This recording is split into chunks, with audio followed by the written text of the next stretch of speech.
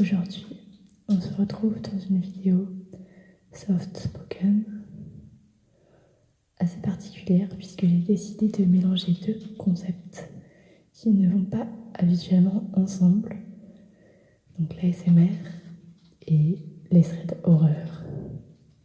Donc hors contexte d'Halloween, effectivement, pas forcément quelque chose qu'on penserait à faire comme ça puisque c'est un peu le moyen d'avoir des cauchemars facilement. J'espère que t'en feras pas trop quand même, parce que le but c'est quand même de se relaxer. Mais comme c'est bientôt Halloween, je trouve que ça met dans le bain. Donc je vais te raconter 2 histoires d'horreur ce soir, dont une qui m'est arrivée personnellement. Ce sera la deuxième. Et la première que j'ai trouvée sur Reddit. C'est la première fois d'ailleurs que j'ai lu là-dessus. Et j'en entends beaucoup parler puisque je regarde moi-même beaucoup de threads d'horreur. Mais du coup, j'étais jamais allée moi-même sur Reddit.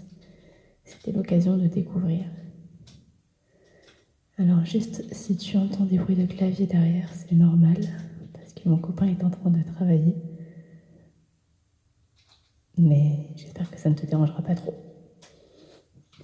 J'ai aussi pris quelques triggers.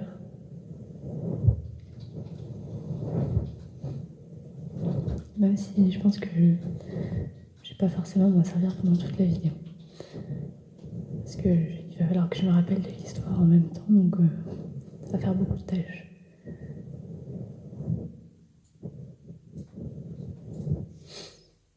D'ailleurs, je pense que je m'en servirai peut-être pas, on verra. Alors, je vais commencer avec le premier thread d'horreur. C'est l'histoire d'une jeune fille qu'on va nommer Sarah. En fait, je sais pas si elle veut qu'on préserve ou pas son anonymat, puisqu'elle a quand même mis son histoire sur Reddit avec son nom. Mais bon, on va l'appeler Sarah dans le doute. Donc Sarah, c'est une jeune fille qui doit avoir aujourd'hui sûrement une vingtaine d'années.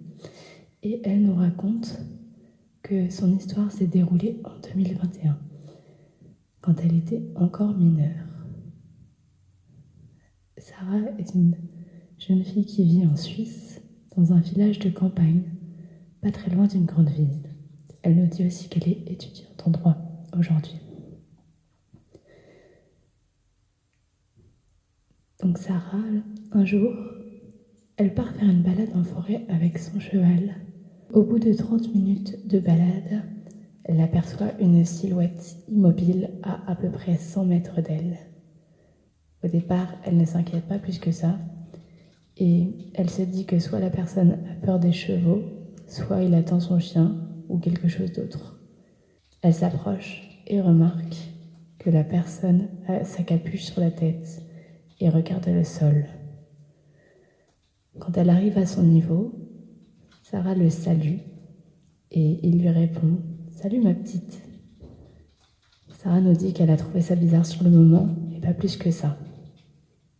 À ce moment-là, elle n'en a parlé à personne car cette situation n'avait rien d'anormal. Mais environ une semaine plus tard, elle est retournée en balade avec son cheval, mais elle a pris un autre chemin parce que celui qu'elle avait pris la dernière fois était barré, donc celui sur lequel elle avait vu l'homme. Comme la semaine précédente, au bout de 30 minutes de balade, elle aperçoit à nouveau la même silhouette que la dernière fois. C'est le même homme. Elle panique, mais ne laisse rien paraître extérieurement. Cette fois, l'homme marche dans sa direction et sans sa capuche. Elle peut alors le voir. C'est un homme d'environ 50 ans, d'1,75 m. Elle lui dit bonjour, et lui aussi. Il s'arrête à sa hauteur et demande si son cheval est craintif. Elle lui répond que non, et l'homme demande s'il peut le caresser. Elle accepte. À ce moment-là, Sarah nous dit qu'elle a eu un feeling un peu bizarre qui a traversé tout son corps. Il lui pose alors une question qui lui glace le sang. « Tu as un petit ami ?» Elle préfère éviter la question lui souhaite une bonne journée et s'en va. À ce moment-là, elle a eu très peur et donc a décidé d'en parler à une amie qui va en balade avec elle de temps en temps. Elle connaît bien les lieux et est dans la même écurie depuis 6 ans. Son amie lui dit de faire attention et qu'elle viendra les semaines qui viennent en balade avec elle. Ces mots la rassurent et pendant 3 semaines, elle ne revoit pas l'homme. Elle se dit alors que c'était juste un gars bizarre et qu'elle ne le croisera plus. Mais alors qu'elle partait seule un matin, elle rencontre son amie en cours de route et les 2 amies décident de continuer ensemble. Tout se passe bien et à la fin de la balade, elles entendent un bruit qui vient de la forêt. Les chevaux lèvent la tête et elles regardent d'où vient le bruit. Leurs yeux s'écarquillent et leur sang se glace. L'homme qu'elle avait déjà vu 2 fois se tient là, à 3 mètres, accroupi comme pour ne pas se faire remarquer. Il tient dans sa main un couteau suisse qui est ouvert. Son ami lui crie dessus de s'en aller et de ranger son couteau. L'homme est surpris, se lève et part en courant dans la forêt. Les 2 filles restent sans voix. L'amie de Sarah la regarde et lui dit « Est-ce que c'est le même homme que tu avais vu il y a 3 semaines ?» Sarah répond que oui. Elle reste calme et l'amie de Sarah lui dit « Rentrons plus vite. » Arrivées au manège, les 2 filles croisent la propriétaire des lieux et lui expliquent ce qu'il vient d'arriver.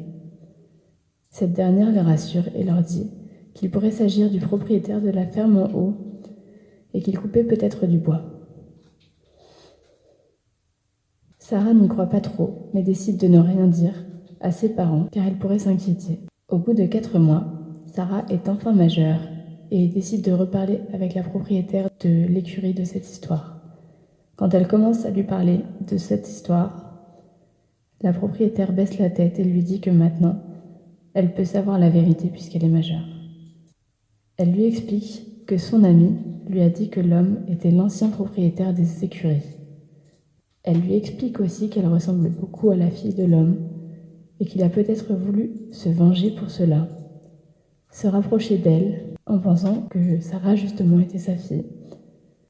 La propriétaire et son amie ont porté plainte quelques jours après pour harcèlement et la police a arrêté l'homme. Sarah nous dit qu'elle ne l'a plus jamais revu. Donc cette histoire est la première que j'ai lue sur Reddit et je me suis dit que pourquoi pas la raconter comme ça parce que je me suis un peu identifiée dans cette histoire puisque moi aussi il m'arrive de faire des balades à cheval et donc voilà, j'ai décidé de la raconter. Après j'avoue que même si elle me dit que l'histoire est vraie, ce qui est possible, il y a des choses que je ne comprends pas bien. Par exemple le fait que l'homme soit parti en prison parce que les 2 filles ont porté plainte pour harcèlement, je pense que ça me paraît un peu peut-être exagéré, sachant qu'il n'y a pas de preuves vraiment, surtout que les 2 personnes qui ont porté plainte, c'est pas elles qui ont été harcelées directement vu que c'est Sarah, et en plus l'homme ils l'ont croisé 3 fois dans la forêt, ça veut pas dire qu'il les harcèle quoi. Après, il y a peut-être eu d'autres choses dont on n'est pas au courant. Donc voilà, à voir. À prendre avec des pincettes puisque c'est sur Reddit. Et voilà. Donc après, je pense qu'il y a peut-être une part de vrai dans l'histoire et que ça a été un petit peu peut-être exagéré ou qu'il y a des choses en tout cas qui collent à moitié, en tout cas dans le fait que l'homme est parti en prison. À mon avis, il doit y avoir d'autres choses qui manquent. Surtout, pourquoi il a voulu se venger de sa fille puisque Sarah lui ressemblait. Tout ça, ça me paraît un peu bizarre quand même. Je sais pas ce que tu en penses, tu peux me le dire dans les commentaires. Mais bon, voilà. On peut passer tout de suite à la deuxième histoire, qui est donc une histoire qui m'est arrivée à moi. Donc cette histoire, elle est arrivée il y a maintenant 1 an. Au moment où vous allez sortir cette vidéo, ça fera à peu près 1 an et 1 mois, je crois. En tout cas, elle est arrivée fin septembre 2023. Le contexte, c'est que on allait fêter l'anniversaire de mon frère et mes parents avaient convié chez eux du coup toute notre famille. Et comme la maison est pas assez grande pour loger vraiment tout le monde, on était quelques-uns à dormir en tente dans le jardin. Et je faisais partie de ces personnes puisque j'avais laissé ma chambre à ma grand-mère. Il faut savoir que moi, du coup, j'habite plus chez mes parents. Et quand je suis arrivée chez eux, une des premières choses qu'ils m'ont raconté, c'est que ils avaient une nuit un peu mouvementée, puisque il y avait eu des patrouilles de police qui étaient passées un peu dans tous les sens pendant une bonne partie de la nuit, et qu'à un moment ma mère était sortie pour leur demander ce qui se passait, et un des policiers leur a dit qu'ils sécurisaient la zone. Donc on parle de la maison juste à côté, hein, des voisins pratiquement. Et donc ma mère leur a demandé si quelqu'un était mort, et le policier lui a répondu que oui. On n'en sait pas plus, donc on ne sait pas ce qui s'est passé, on ne sait pas comment la personne est morte et tout. Donc bref, voilà, c'est pour la mise en contexte. Donc première nuit, on fait la fête, on se couche très tard. Je me couche, donc je dors moi dans une tente avec ma cousine. Et donc cette nuit-là, tout se passe bien, il n'y a aucun souci. Et voilà. Le lendemain, ma famille repart, donc chacun rentre chez soi. Et comme j'aime bien dormir en tente, je décide de rester la nuit dans ma tente, même si ma cousine n'est plus là puisqu'elle est rentrée chez elle. Parce que moi, je devais rester quelques jours encore chez mes parents. Donc, je dors dans la tente.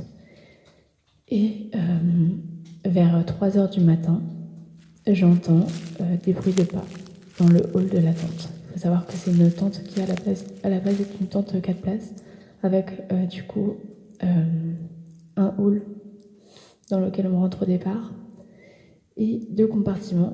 Donc un qui a été occupé par personne puisqu'il prend l'eau quand il pleut, et celui dans lequel on dormait avec ma cousine, et donc dans lequel je dormais toute seule ce soir-là.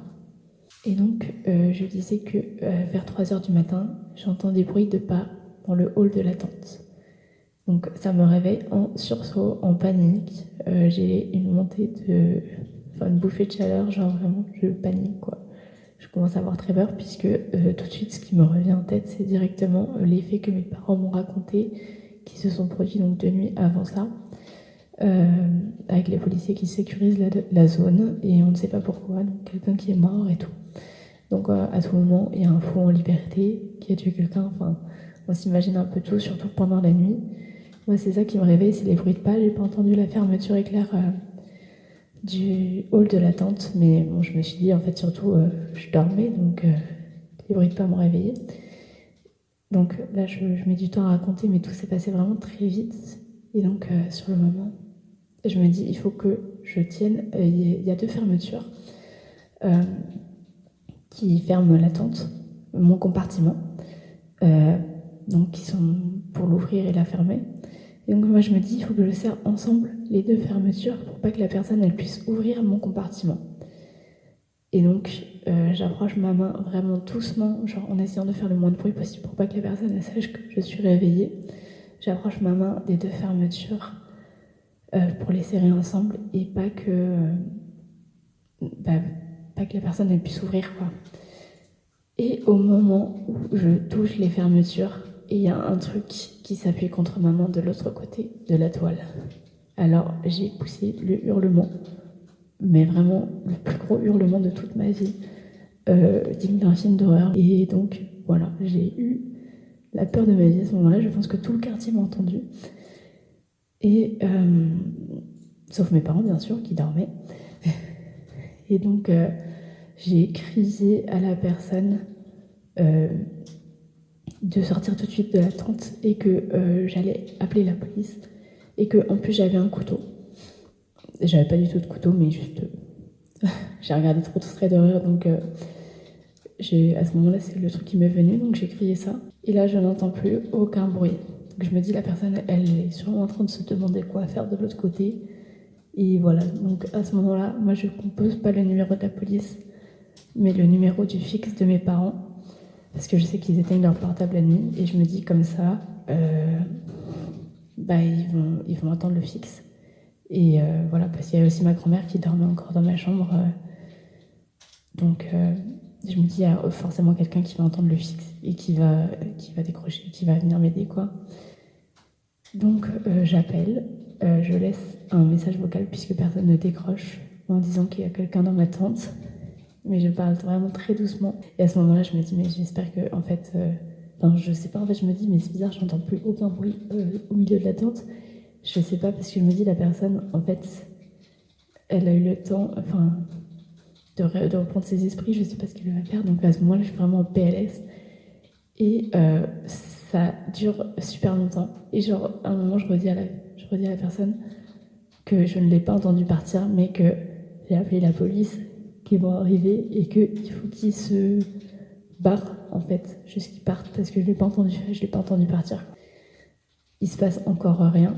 Et au bout de quelques instants, ça n'a vraiment pas duré longtemps, j'entends mon père qui arrive en courant et en criant à la personne de se barrer, en fait, juste de partir et tout. Et qui crie aussi, on est armé. Ce qu'il faut aussi, enfin, ils étaient armés d'une bêche de jardin. Et du coup, mes parents arrivent dans la tente. Moi, je suis en PLS, clairement. Je suis en pleurs et tout. Je suis au bout de ma vie. Ils disent qu'il n'y a personne. Donc, a priori, la personne est partie. Et à ce moment-là, on voit le chat de mes voisins qui sort de la tente. Tout penaud, un peu en mode qu'est-ce qui se passe, tu vois. Et du coup, en fait, on en a déduit que j'avais juste paniqué parce que c'était juste le chat de mes voisins. Voilà pourquoi j'ai pas entendu la personne partir. Donc je pense que lui, comme moi, on a été traumatisés de cette histoire, donc j'ai fini ma nuit dans la maison. Et depuis, j'ai un peu d'appréhension des fois quand je dors en tente, même si bien sûr, je sais que pour le coup c'était rien, mais je sais pas. En fait, j'ai toujours un peu l'impression que il y avait vraiment quelqu'un dans ma tente, mais du coup, je pense pas, mais on sait jamais. Ce qui est bizarre en fait, surtout c'est s'il y avait vraiment quelqu'un, pourquoi personne ne l'a vu quoi.